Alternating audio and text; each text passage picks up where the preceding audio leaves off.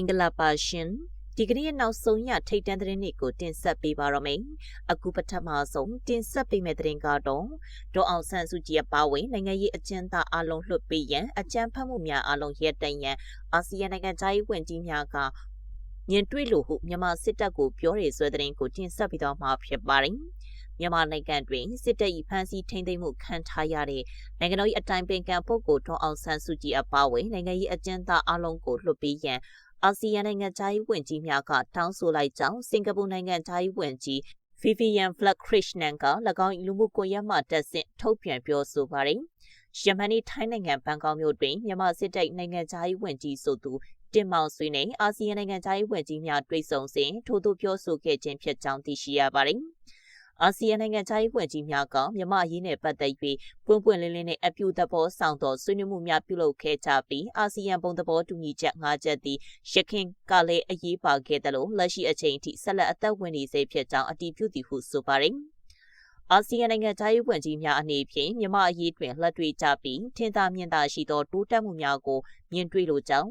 အထူးသဖြင့်အဓိကအချက်၃ချက်တွင်တိုးတက်မှုရှိရန်လိုလားကြောင်းစင်ကာပူနိုင်ငံခြားရေးဝန်ကြီးကပြောဆိုပါတယ်။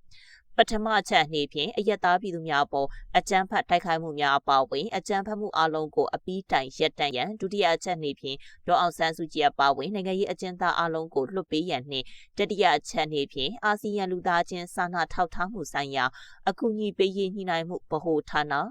AHA Center ကိုနိုင်ငံရေးရည်တည်ချက်မိတို့ပင်ရှိစေကမူအကူအညီလိုအပ်သည့်မြန်မာနိုင်ငံတဝန်ရှိမြည်သည့်နေရာကိုမဆိုလူသားချင်းစာနာထောက်ထားမှုအကူအညီများပေးဖို့နိုင်ရန်ခွင့်ပြုရမည်ဖြစ်ကြောင်းသိရှိရပါတယ်။ အာဆီယံနိုင်ငံခြားရေးဝန်ကြီးတွေကလက်တွေ့ကျပြီးထင်သာမြင်သာရှိတဲ့တိုးတက်မှုတွေကိုမြင်တွေ့လိုပါတယ်။အထူးသဖြင့်အယက်သားတွေအပေါ်အကြမ်းဖက်မှုတွေကိုအပြီးတိုင်ရပ်တန့်ဖို့ဒေါ်အောင်ဆန်းစုကြည်အပါအဝင်နိုင်ငံရေးအကျဉ်းသားအလုံးကိုလွှတ်ပေးဖို့နဲ့လိုအပ်တဲ့နေရာတိုင်းကိုလူသားချင်းစာနာမှုအကူအညီတွေပေးဖို့နိုင်ဖို့ဖြစ်ပါတယ်ဟုစင်ကာပူနိုင်ငံခြားရေးဝန်ကြီးကပြောဆိုပါတယ်။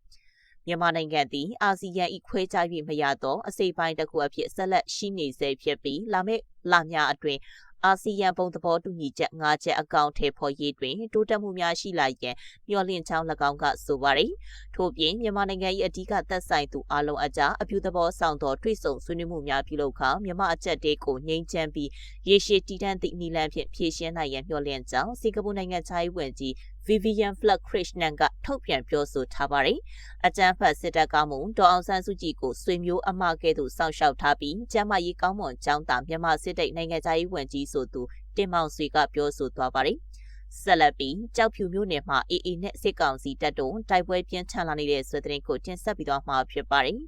မိုးအဆက်မပြတ်ရွာသွန်းမှုကြောင့်ရေကြီးရေရှမ်းမှုတွေဖြစ်ပေါ်နေတဲ့ရခိုင်ပြည်နယ်ကြောက်ဖြူမြို့နယ်မှာနှစ်ပတ်ခန့်ကြာမြင့်ပြီးနောက်အာရကတပ်တော်အေအေနဲ့စစ်ကောင်စီတပ်တို့တိုက်ပွဲတွေပြင်းထန်စွာဖြစ်ပွားနေကြတယ်လို့အေအေနဲ့နှီးစပ်တဲ့စစ်ရေးသတင်းရင်းမြစ်တွေစီကသိရပါတယ်။ပြီးခဲ့တဲ့ဇူလိုင်လ17ရက်နေ့ကစစ်ကောင်စီတပ်ဟာကြောက်ဖြူမြို့ပေါ်နဲ့10မိုင်ကျော်အကွာတောင်မော်ဦးရေတပ်စခန်းမှာအင်အား100ကျော်စနေမြို့အနီးရှိအဝတောင်ကျေးရွာဘက်ကိုစစ်ကြောင်းထိုးလာတာကြောင့်အာရခတပ်တော်အေအေနဲ့ထိတွေ့တိုက်ပွဲတွေဖြစ်ပွားခဲ့တာဖြစ်တယ်လို့လည်းသိရပါတယ်။အဆိုပါထိတွေ့တိုက်ပွဲဟောင်းတနအီကျော်ကြာမြင့်ခဲ့တာဖြစ်ပြီးစစ်ကောင်စီတပ်မှအကြဆုံးတွေရှိနေတာကြောင့်တွေချကြောက်စေကျေးရွာဘက်ကိုနောက်ပြန်ဆုတ်သွားမှုတွေရှိနေတယ်လို့လည်းစစ်ရေးသတင်းရင်းမြစ်တပ်ဦးကသတင်းဌာနကိုပြောပါတယ်။မိုးတီးထန်စွာရွာသွန်းနေတဲ့အချိန်မှာစစ်ကောင်စီတပ်ကစနေမြို့ဘက်ကိုထိုးလာတာပါစစ်ကြောင်းတစ်ကြောင်းအင်အား100ကျော်လောက်ပါမယ်စနေမြို့ဘက်ကိုတိုးလာတော့အေအေကလည်းအဝတောင်ကြီးရွာအနီးမှာရှိနေတဲ့အဲ့ဒီမှာနှစ်ဖက်ထိတွေ့တိုက်ပွဲတွေပြင်းထန်စွာဖြစ်ပွားခဲ့တာပါစကအဝတောင်ကြီးရွာကနေစနေမြို့ဘက်ကိုတိုးမပေါက်ဖြစ်နေတာတိုက်ပွဲတွေကြောင့်အခုလေတောင်ပေါ်ဦးရှိတဲ့စခန်းအနီးအနားကကင်းစခန်းတွေကိုပြန်လည်ဆုတ်ခွာသွားတာရှိတယ်လို့အေအေနဲ့နှီးစပ်တဲ့စစ်ရေးသတင်းရင်းမြစ်တအုပ်ကသတင်းဌာနကိုပြောပါတယ်အလားတူစစ်ကောင်စီတပ်ဟာတောင်မော်ဦးရေတပ်စခန်းရှိတိုက်ခိုက်ရေးစစ်သင်္ဘောတွေပေါ်မှတိုက်ပွဲဖြစ်ပွားခဲ့တဲ့အဝတောင်ကျေးရွာအနီးတစ်ဝိုက်ရှိနေရာတွေကိုလက်နက်ကြီးတွေနဲ့ပစ်ခတ်တာဒရုန်းတွေနဲ့လာရောက်ပုံကျဲချတာတွေပြုလုပ်နေတယ်လို့လည်းသိရပါတယ်။ပြီးခဲ့တဲ့ဇွန်လ22ရက်နေ့ကလည်းစစ်ကောင်စီတပ်ဟာတောင်မော်ဦးရေတပ်စခန်းမှာအင်အား100နီးပါးနဲ့စနေမြို့ထိုးစစ်ဆင်လာခဲ့ပေမဲ့လည်းအကြဆုံးတွေများစွာနဲ့ပြန်လည်ဆုတ်ခွာခဲ့ရကစစ်ရေးရှုံးနိမ့်မှုတွေကြောင့်ပဲကြောက်ဖြူမြို့နယ်ကအရက်သားပြည်သူတွေနေထိုင်တဲ့နေရာတွေကိုလက်နက်ကြီးလေးချောင်းဒရုန်းတွေနဲ့ပုံကျဲချတိုက်ခိုက်မှုတွေပြုလုပ်ခဲ့တယ်လို့လည်းသိရပါတယ်။အာရကတပ်တော်အေအေဟာရခိုင်ကမြို့နယ်14ခုကိုသိမ်းပိုက်ထိန်းချုပ်လိုက်ပြီးနောက် လက်ကျန်မျိုးနယ်တွေဖြစ်တဲ့စစ်တွေကြောက်ဖြူနဲ့မန်အောင်မျိုးနယ်တွေကိုအခု2026ခုနှစ်နဲ့2028ခုနှစ်နှစ်မကုန်ခင်ကာလအတွင်းမှာမိုးဆုံးမြေဆုံးအထိချီတက်တိုက်ခိုက်သွားမယ်လို့ကြွေးကြော်ထားပါတယ်။တစ်ဖက်မှာစစ်ကောင်စီတပ်ကလည်းရခိုင်ကအေးအေးသိမ်းပိုက်ထိန်းချုပ်ထားတဲ့မျိုးနယ်တွေကိုပြန်လည်ထိုးစစ်တိုက်ခိုက်ဖို့အတွက်မကွေးရခိုင်အဆက်ပဲခူးရခိုင်အဆက်အေရဝတီရခိုင်အဆက်နေရာတွေကိုစစ်အင်အားထောင်နဲ့ချီဖြစ်တင်ကရခိုင်ပြည်နယ်ကိုထိုးစစ်တိုက်ခိုက်ဖို့ပြင်ဆင်နေကြတာရှိတယ်လို့လ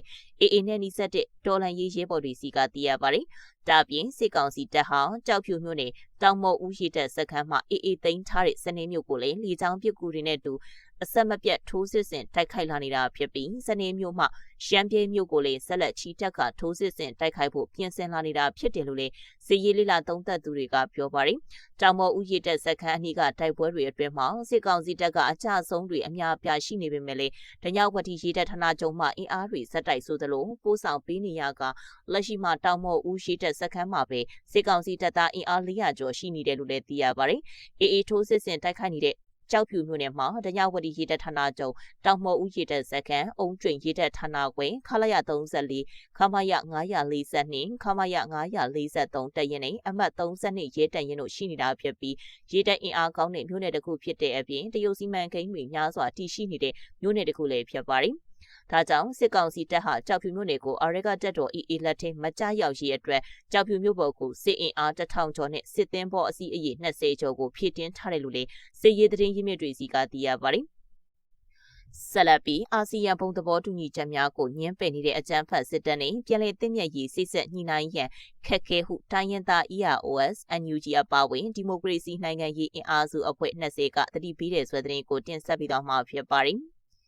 အာဆီယံဤဘုံသဘောတူညီချက်၅ချက်ကိုပွပွလေးလေးညှင်းပယ်နေတဲ့အကြမ်းဖက်စစ်တပ်နဲ့ပြည်내သိမြက်ရေးစိတ်ဆက်ညှိနှိုင်းရန်ခက်ခဲကြောင်းတိုင်းသားတော်လှန်ရေးအဖွဲ့အစည်းများNUG အပါအဝင်ဒီမိုကရေစီနိုင်ငံရေးအင်အားစုအဖွဲ့20ကပူးတွဲသတိပေးလိုက်ပါတယ်။မြန်မာဒီမိုကရေစီနိုင်ငံရေးအင်အားစု20ခုကဘုံသဘောတူညီချက်5ချက်နဲ့အညီမျှတသောအဆင့်မြင့်အာဆီယံတွဲဆောင်ဆွေးနွေးမှုဖြစ်စေရန်မြန်မာဒီမိုကရေစီနိုင်ငံရေးအင်အားစုများတောင်းဆိုခြင်းကောင်းစဉ်ဖြင့်သတင်းထုတ်ပြန်ချက်တရက်ထုတ်ပြန်ပြီးရင်းတို့သတိပေးတောင်းဆိုခြင်းဖြစ်ပါတယ်။မြန်မာဒီမိုကရေစီနိုင်ငံရေးအင်အားစုများနဲ့မျှတသောအဆင့်မြင့်တွဲဆောင်ဆွေးနွေးမှုမရှိဘဲစစ်အာဏာပိုင်များ၏ကိုယ်စားလှယ်နှင့်အာဆီယံနိုင်ငံသားရေးဝန်ကြီးများအလို့သဘောအစည်းအဝေးကျင်းပရန်ဆုံးဖြတ်ခဲ့မှုအပေါ်နက်နက်ရှိုင်းရှိုင်းစိုးရိမ်ပူပန်ကြောင်းအဖွဲ့အစည်း20ခုကပြောဆိုပါတယ်။မြန်မာအရေးအပေါ်အာဆီယံ၏ပါဝင်ပတ်သက်မှုသည်မျှတမှုနဲ့အားလုံးပါဝင်နိုင်မှုရှိရမည်ဖြစ်ပြီးအာဆီယံဘုံသဘောတူညီချက်5ချက်၏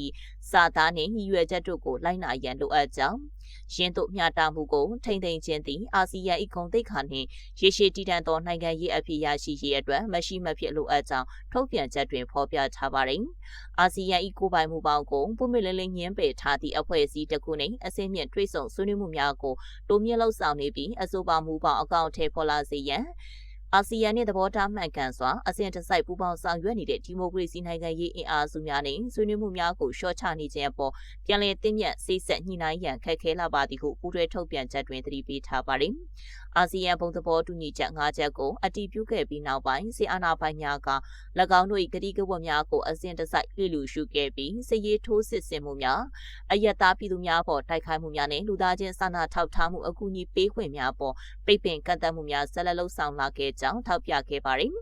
ထို့ပြင်2026ခုနှစ်ဇူလိုင်လ9ရက်နေ့တွင်စစ်ကောင်စီထိန်းချုပ်ထားတဲ့လွှတ်တော်ကအာဆီယံဘုံသဘောတူညီချက်5ချက်ကိုညှင်းပယ်တဲ့အဆိုတရက်ကိုတရားဝင်အတည်ပြုခဲ့ကြောင်းဒီမိုကရေစီနိုင်ငံရေးအင်အားစုများကဆိုပါတယ်။ဒါဟာဘုံသဘောတူညီချက်5ချက်ကိုအကောင့်ထဲပေါ်ဖို့ပြက်ကွက်ရုံသက်သက်မဟုတ်ပါဘူး။အာဆီယံကသဘောတူထားတဲ့နိုင်ငံရေးမှုပေါင်းကိုယခုအခါဆင်းမြင့်တွဲဆုံဆွေးနွေးမှုတွေကနေတဆင့်နေရာပေးမြင့်တင်ခံရတဲ့အဖွဲ့အစည်းကိုယ်တိုင်ကပြောင်ပြောင်တင်းတင်းညှင်းပယ်လိုက်ခြင်းဖြစ်ပါတယ်ဟုထုတ်ပြန်ချက်တွင်ဖော်ပြထားပါတယ်။မြန်မာဒီမိုကရေစီနိုင်ငံရေးအင်အားစုများသည်အာဆီယံအလေးကျဥက္ကဋ္ဌများ၏မြန်မာအရေးဆိုင်ရာလုပ်ငန်းစဉ်များနှင့်အစဉ်တစိုက်ပူးပေါင်းဆောင်ရွက်ခဲ့ပြီးအာဆီယံအစုအဖွဲ့များတွဲဆုံဆွေးနွေးပွဲများနှင့်အခြားအစည်းအဝေးများမှတက်ဆင့်အကြံဖတ်မှုရပ်တန့်ရေးအားလုံးပါဝင်သောနိုင်ငံရေးဆွေးနွေးပွဲဖြစ်ပေါ်ရေးလူသားချင်းစာနာမှုအကူအညီများရရှိရေးနှင့်အယက်သားပြည်သူများကာကွယ်ရေးတို့အတွက်ဘုံနိုင်ငံရေးရည်တည်ချက်များတည်ဆောက်ခဲ့ကြောင်းသိရပါသည်ဗတ်ဆောင်လွှမ်းခြုံသောနိုင်ငံရေးအဖြစ်တရက်ကိုအဖွဲ့အစည်းတစ်ခုတည်းနဲ့တွဲဆုံဆွေးနွေးရုံဖြင့်မရရှိနိုင်ပေအမျိုးသားညီညွတ်ရေးအစိုးရ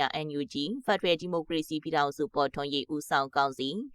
SCEF အမျိုးသားညီညွတ်ရေးအတိုင်ပင်ခံကောင်စီ NUCC တိုင်းသားလက်နက်ကိုင် တော်လှန်ရေးအဖွဲ့အစည်း EROS Federal Unit များနှင့်အခြားဒီမိုကရေစီနိုင်ငံရေးအဖွဲ့အစည်းများပါဝင်အဓိကအင်အားစုအလုံးနှင့်အတိတ်ပဲပြည့်ဝသောတွေ့ဆုံဆွေးနွေးမှုများပြုလုပ်ရန်လိုအပ်ကြောင်းတောင်းဆိုထားပါတယ်